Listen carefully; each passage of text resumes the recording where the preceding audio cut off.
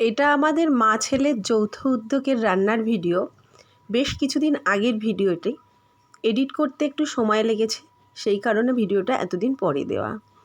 কিছুদিন আগে রাত্রিবেলায় ছেলে আমাকে বলল, মা কালকে একটু পোলাও বানাবে? আমি বললাম, কেন? পোলাও কেন বানাবো? পোলাও কি দিয়ে খাবি? বললো, না আমি একটা চিকেন বানাবো এক রকমের। মানে যেমন ও বলেছে আমি ঠিক তেমনভাবে পরের দিন সকালবেলা পোলাও বানিয়ে রেখেছি। এবার ও ঘুম থেকে উঠে আমাকে বলল, মা একটু চিকেনের সলিড পিস ম্যারিনেট করে দেবে। ওর ইনস্ট্রাকশান অনুযায়ী আদা রসুনের পেস্ট, 2টো ডিম, একটু নুন দিয়ে চিকেনটাকে ভালো করে ম্যারিনেট করে রেখেছিলাম। ও আমাকে যেমনি বলেছিল আমি কিন্তু ঠিক তেমনভাবেই ম্যারিনেট করেছিলাম। মানে ও বলেছিল, বুঝতেই পাচ্ছেন কতটা চিকেন, এখানে 250 থেকে 300 মতো চিকেন ছিল। 2 চামচ মতো আদা পেঁয়াজ রসুনের পেস্ট আর 2টো ডিম দিয়ে আমাকে ম্যারিনেট করতে বলেছিল, আর একটু নুনও দিয়ে দিয়েছি। আধা ঘন্টা এইভাবে ম্যারিনেট করে রাখার পর আমাকে বলল, মা একটু কর্নফ্লাওয়ার আর একটু ময়দা দিয়ে এই চিকেনটাকে আবার একটু মেখে দাও। তো আমি ওর কথা অনুযায়ী একটু কর্নফ্লাওয়ার আর ময়দা দিয়ে মেখে দিয়েছিলাম। বাকি কাজটা কিন্তু ওই করলো। আমার এই কালো কুচকুচে কড়াইটাকে নিয়ে ও ভাজতে শুরু করলো চিকেন পকোড়ার মতো।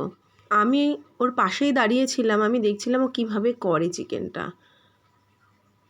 আমার এই গ্যাস ওভেনটা দেখে একজন মাঝখানে একদিন কমেন্ট করেছিল যে, দিদি আপনার এই ওভেনটা এরকম কেন, দুদিকে দুরকম ঝিক কেন?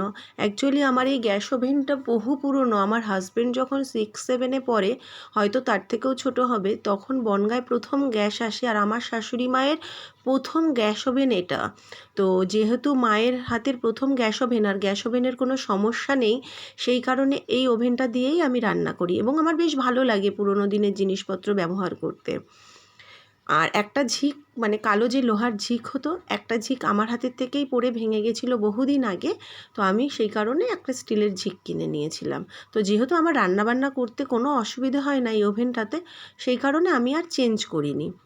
আচ্ছা, চিকেনটা ওইভাবে মানে পকোড়ার মতো ভেজে নিয়ে তারপরে আমাকে বললো একটু পেঁয়াজ কেটে দিতে।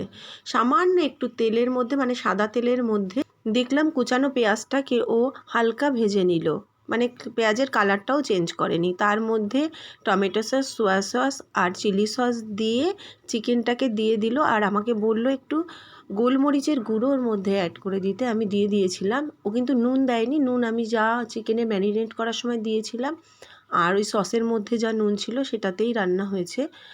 তারপরে আমাকে বললো একটু কাঁচা লঙ্কা কুচিয়ে দাও, দিলাম। আর আমার ওই বানানো পোলাও সেটা দিয়ে ও খেলো।